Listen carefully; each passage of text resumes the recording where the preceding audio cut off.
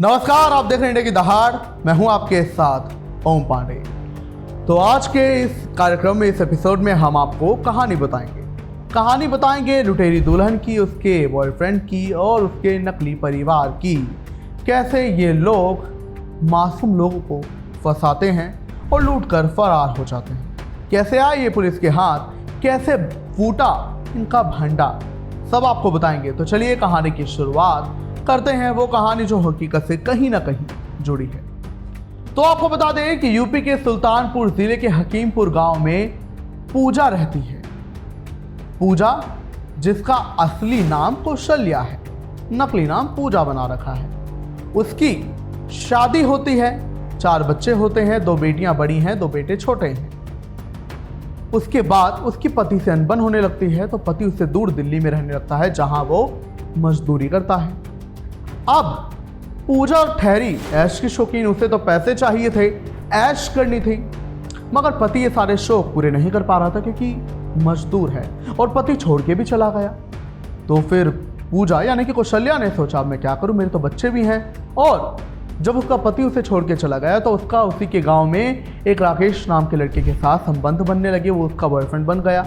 तो उसने सोचा कि अब तो मेरे 4 बच्चे भी हैं, पति छोड़ गया है, मेरा बॉयफ्रेंड भी है, तो हम मौज कैसे करें, पैसे कैसे लाएं, और हम तो ज़्यादा पढ़े लिखे भी नहीं। तो उन्होंने फिर अपना दिमाग चलाया कि अब हम पैसे कैसे कमाएं। तो पूजा ने देखा कि उसके गांव में काफ़ी सारे गरीब परिवार हैं जो अपनी बेटियों को जो है लड़के वालों को देते हैं, मगर पैसा लेते हैं। मतलब जो शादी होती है तो शादी बड़ी नहीं करते, मगर वो लड़के वालों से ही गहनों के पैसे और कुछ और पैसे ले लेते हैं ताकि वो अपनी बेटियों ने दे सकें। तो पूजा के दिमाग में आइडिया आया कि क्यों ना मैं भी नकली माता पिता ले आऊं, मैं भी नकली दुल्हन बन जाऊं और पैसा ले लूं, बाद में फरार हो जाऊं। बस एक दिक्कत थी कि अगर वह आसपास के गांवों में शादी करेगी तो वो पकड़ी जाएगी, उनका भंडा तो जल्दी फूटेगा। लोग कहेंगे अरे इसकी तो शादी हो चुकी है, इसके तो बच्चे भी हैं। तो उन्होंने फिर राकेश और पूजा ने दिमाग लगाया। उन्होंने सोचा कैसा होगा कि हम यूपी के पड़ोसी राज्य जिसमें कि हरियाणा और राजस्थान है, ये 2 जगह हैं जहाँ पर लड़कियों की कमी है। तो उन्होंने सोचा कैसा होगा कि हम हरियाणा राजस्थान के लड़कों को फंसाएं, वो लड़के जिनकी उम्र ज़्यादा हो, वो लड़के जो थोड़े पैसे वाले हो, ठीक ठाक उनके पास पैसा हो, वो लड़के जिनकी शादी ना हो रही हो, उन्हें शादी करने की जल्दी हो और वो ज़्यादा जांच पड़ताल ना करे कि लड़की कहाँ से है, कैसे है। तो फिर बस उन्होंने दिमाग चला लिया और उन्होंने इसके लिए एक बिचौलिए को पकड़ा। तो उन्होंने अपने गांव में देखा एक सोहले नाम का व्यक्ति है जो बिचौलिया है और वो इसमें माहिर है कि वो दूसरे राज्यों से रिश्ते लाता है। तो बस उन्होंने उसे अपनी गैंग में, अपनी टीम में शामिल कर लिया, पूजा और राकेश ने। और उसके बाद उनका ये काम शुरू हुआ।